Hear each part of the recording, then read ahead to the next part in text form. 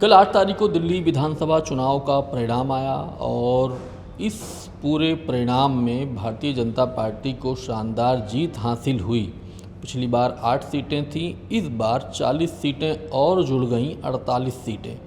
वहीं पर आम आदमी पार्टी की 62 सीटें थीं, इस बार उनको सिर्फ 22 सीटें मिली।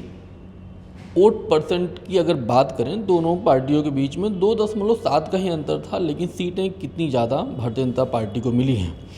और एक महत्वपूर्ण सवाल ये भी था इस पूरे चुनाव पूरा जो अभियान चल रहा था बीजेपी की तरफ से, कैसे उन्होंने बीजेपी ने जिनका कोई आधार नहीं था, जिन पार्टियों का जो एनडीए गठबंधन में जो उनकी सहयोगी दल हैं, जैसे जनता दल यूनाइटेड, जैसे लोक जनशक्ति पार्टी रामविलास के जो सुप्रीमो हैं चिराग पासवान, उनको एक एक सीटें उन्होंने दी थी। चिराग पासवान को बीजेपी ने देवली सीट दी थी और वहीं पर जेडीयू को बुराड़ी सीट दी थी। मतलब आप सोचिए, दोनों लोगों को कोई आधार नहीं है। हम लोग देखते थे आज से, जब रामविलास पासवान साहब जब जिंदा थे उस वक्त वो दिल्ली में अच्छा खासा एक्टिव होते थे, तो बहुत सारी जगहों पर चुनाव वो लड़ते थे और कहीं कहीं उनके पार्षद भी बन जाते थे। ये सही है, लेकिन विधायकी का चुनाव कभी जीते नहीं। इसके बावजूद जो है उस पूरे आधार को देखते हुए बीजेपी ने यहाँ पर उनको आगे किया, उनको 2 सीटें दी। और वहीं पर कांग्रेस का तो ठीक ठाक वहाँ पर आधार है दिल्ली में, इसके बावजूद आम आदमी पार्टी और कांग्रेस एक साथ में नहीं आए। इसी मसले पर बात करेंगे। हमारे साथ हमारे संस्थान के वरिष्ठ पत्रकार और राजनीतिक विश्लेषक मनोज वर्मा जी हैं। सर, आपको लगता है बहुत बड़ी गलती हुई है आम आदमी पार्टी से? देखिए, निश्चित तौर पर जो नतीजे बता रहे हैं वो तो यही बता रहे हैं ना कि गलती तो हुई है, और गलती इतनी बड़ी हुई है कि एक तो उनकी सत्ता गई है और उनका जो आधार है वो एक तरह से खतरे में आ गया। हालांकि वोट शेयर की हम बात करें तो जो आपने भी जिक्र किया ज़्यादा नहीं है, लेकिन कई बार होता है इतने, इससे भी कम अंतर हमने देखा था हरियाणा में था, मध्य प्रदेश में हमने देखा 2018 में कि बीजेपी को वोट शेयर ज़्यादा था लेकिन सीटें कांग्रेस की ज़्यादा आई थी। तो ये कई बार ऐसे रिफ्लेक्ट नहीं होता। लेकिन जो 14 सीटें हैं जिसके कारण माना जा रहा है कि अगर वो कांग्रेस के कारण आम आदमी पार्टी हारी, अगर वो 14 मिलती तो 36 का आंकड़ा शायद आम आदमी पार्टी का हो जाता अगर वो जीतते, तो शायद वो सत्ता में होते और 34 के साथ बीजेपी विपक्ष में होती। लेकिन अर्थमेटिक इतना महत्वपूर्ण नहीं है। सवाल ये कि आपकी केमिस्ट्री कैसी है, क्योंकि उस वोटर को आप कैसे कहेंगे कि आप सेम लोकसभा के चुनाव में कि आप दिल्ली में साथ लड़ते हैं, बगल के पंजाब में आप अलग अलग लड़ते हैं।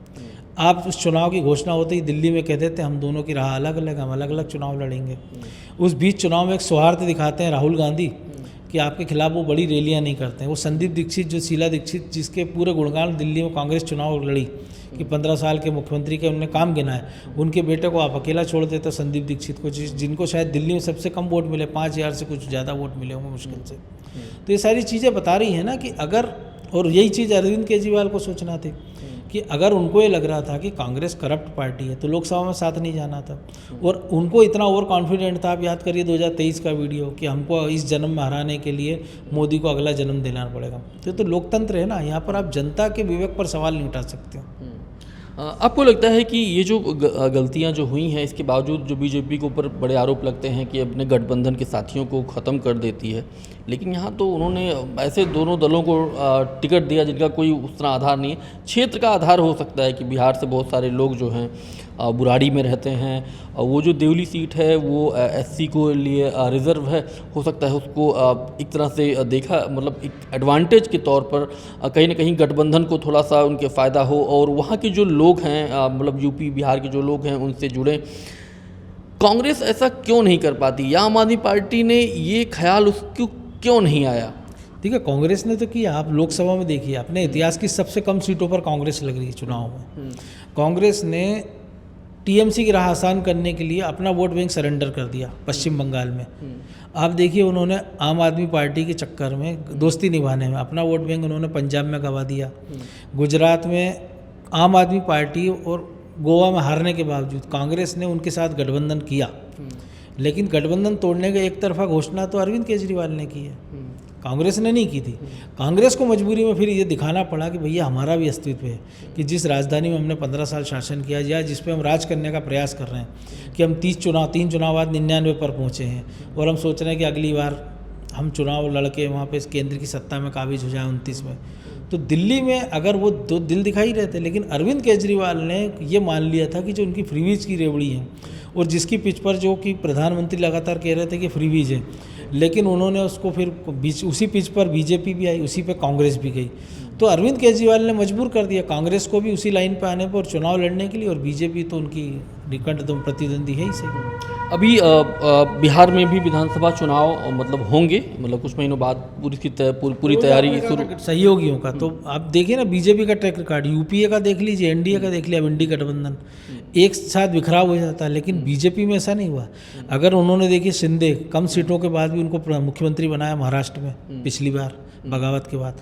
आप देखिए बिहार की आपने जो जिक्र किया है कि नीतीश कुमार की पार्टी तीसरे नंबर की पार्टी थी, बीजेपी सबसे बड़ा दल था गठबंधन में, और अगर आरजेडी की सीट देखें तो 1-2 सीटों का ही अंतर है, लेकिन उसके बाद उन्होंने कमिटमेंट निभाया, नीतीश कुमार को पूरे 5 साल मुख्यमंत्री बनाए रखा, और अब भी ये कहा जा रहा है कि उनके नेतृत्व में पार्टी चुनाव लड़ेगी। जहाँ भी वो गठबंधन में गए, आंध्र प्रदेश की बात कर लो आप, या तमाम जिन सारे राज्यों में वो गठबंधन में है, तो उनके सहयोगी तो उनसे छिटके नहीं है ना, बल्कि जो छिटक गए तो वो लौट कर आ गए। इसका बिहार चुनाव पर भी असर पड़ेगा, इस पूरे चुनाव परिणाम में? देखिए दोनों के लिए सबक है, असर में तो क्योंकि वक्त है, सबक ये है कि बीजेपी ने बड़ा दिल दिखाया कि जो आपने जिक्र किया कि उन्होंने छोटे छोटे पॉकेट्स में ही सही लेकिन अपने सहयोगियों को सीटें दी, क्योंकि बीजेपी दिल्ली में हमेशा मानती 70 सीटें, लेकिन वो 60 मानकर चलती, क्योंकि 10 सीटें ऐसी अल्पसंख्यक बहु के।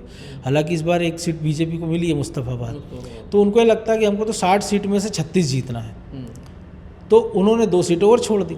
लेकिन जो बिहार का आपने जिक्र किया, निश्चित तौर पर आप देखिए छोटे छोटे घर, आप देखिए इसी में हमने जो रालोसपा है शायद, उसको उन्होंने केंद्र में मंत्री पद दिया, जीतन राम मांझी की पार्टी को लेकर चले।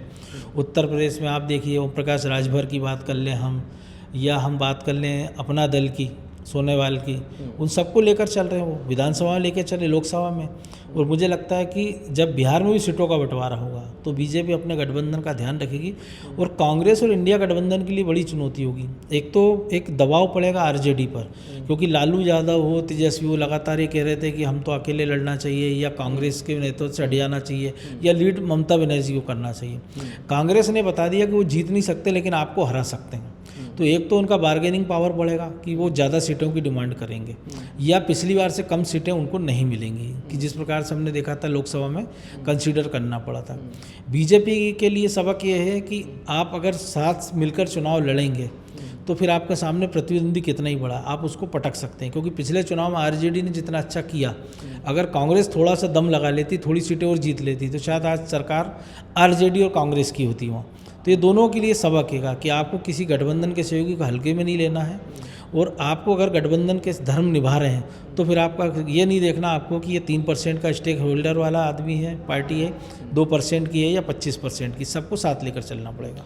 तो इस बातचीत को हम लोग यहीं पर ख़त्म करेंगे। मेरा नाम शैलेंद्र है, साथ में हमारे मनोज वर्मा जी थे। आप देख रहे थे अनादि टीवी डिजिटल। बहुत बहुत शुक्रिया, धन्यवाद।